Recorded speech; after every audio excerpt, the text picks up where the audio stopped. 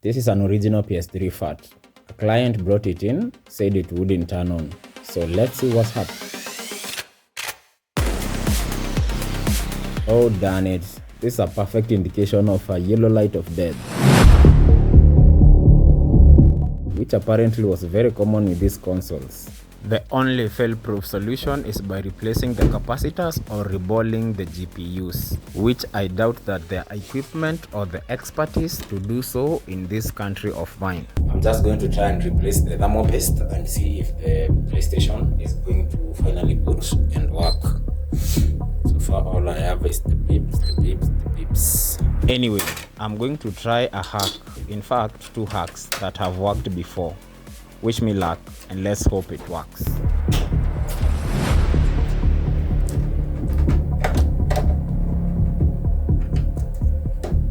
You can see that they had already tried opening this thing and they broke something. Remember, I've never ever opened. By the way, this is my first time disassembling a PS3 FAT. I hope everything goes well.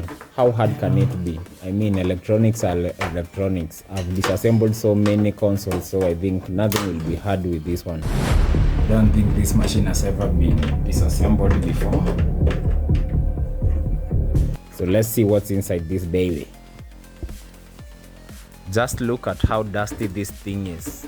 It looks like Sims live in here, bana. Unplug that, unplug that.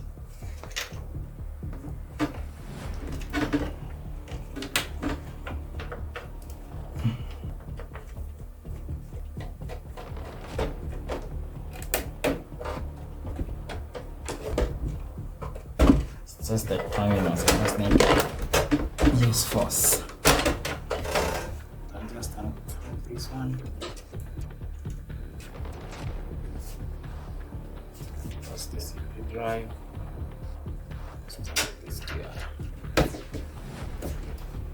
This is the fan.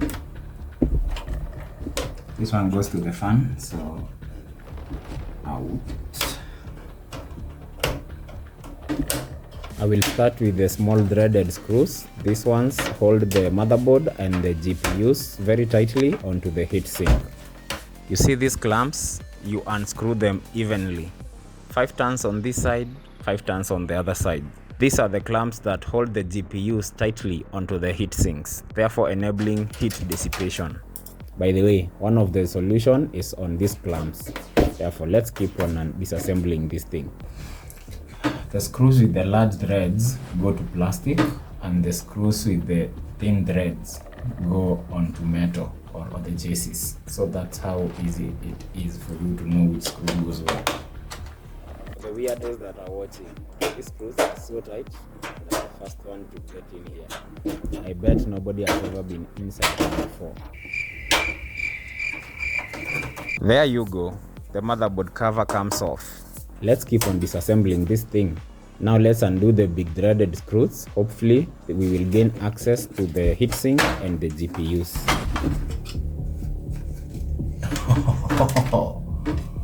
Yo, look at that.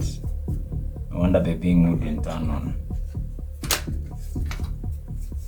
Oh my. Look at that.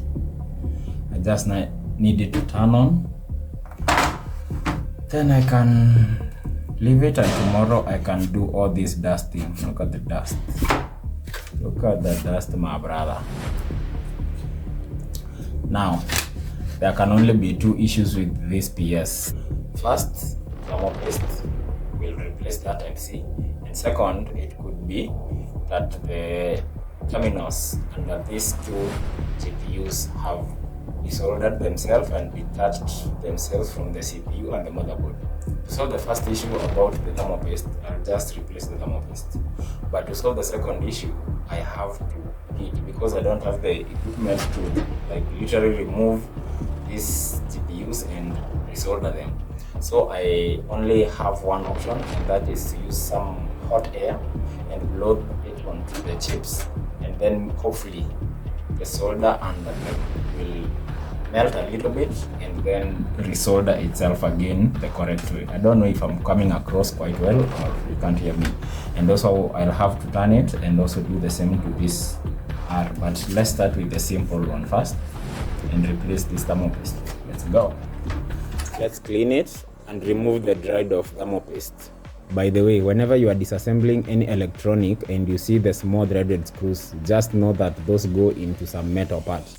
You see big threaded screws and you know that those go into some plastic part of the electronic. That's a pro tip, you're welcome. Now we fit the motherboard onto the metallic case ready for the thermopaste application.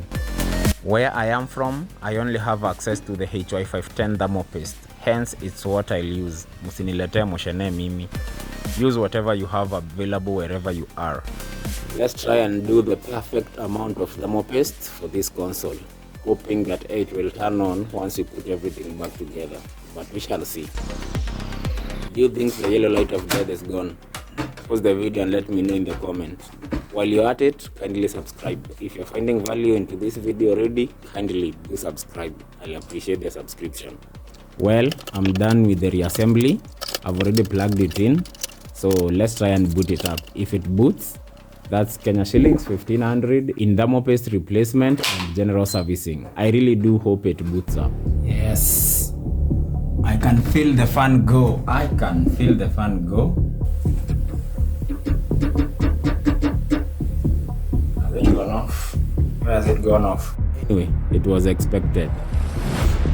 What a bummer. All that work for it not to boot. Anyways, I was expecting it, so I'm not so much heartbroken as I would have if I was being over-optimistic. Oh boy. The red light is still there. Anyways, it only means one thing. Now we need to go and hit the GPUs so that the unsoldered joints can resolder themselves back on. That is work for tomorrow, so tomorrow we'll do this. See you. My viewers, especially the ones who have subscribed, this is tomorrow. Let's try this again. I'm not gonna show every disassembly and assembly process, so let's skip to the end. So here I'm at my friend's workshop. I will be hitting these GPUs for the next 10 minutes or so. And that's that. The GPU have been heated for a whole lot of 10 minutes and I hope everything works. Let's get back to my shop and let's try and put this thing back together and see if it works. While at it, why not clean all these components? They're too dusty just before we put the thing back together. It will save us a lot of time for us having to disassemble it all over again. Let's go. I was afraid that the melting might fail. Therefore, I decided to have some sheets of paper under the clamps to make the grip between the GPU and the motherboard tighter to establish contact in case not all solder balls are reattached. Mama Fruits brought me my daily dose of nutrients just as I was finishing up with assembly. I then replaced the hard drive just for good measure. I really prayed and hoped that all of that hard work has not just gone to waste and didn't have to go to waste. But just as those two beeps have indicated, it was all for nothing. All my effort did not work. It's okay. Sometimes you win some, sometimes you lose some. Sometimes you get a little bit of both of each. It is what it is. Therefore, I concede. Game over for me.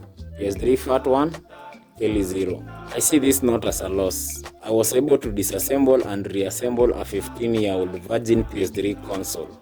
That's a win for me. Subscribe for more and see you in the next one.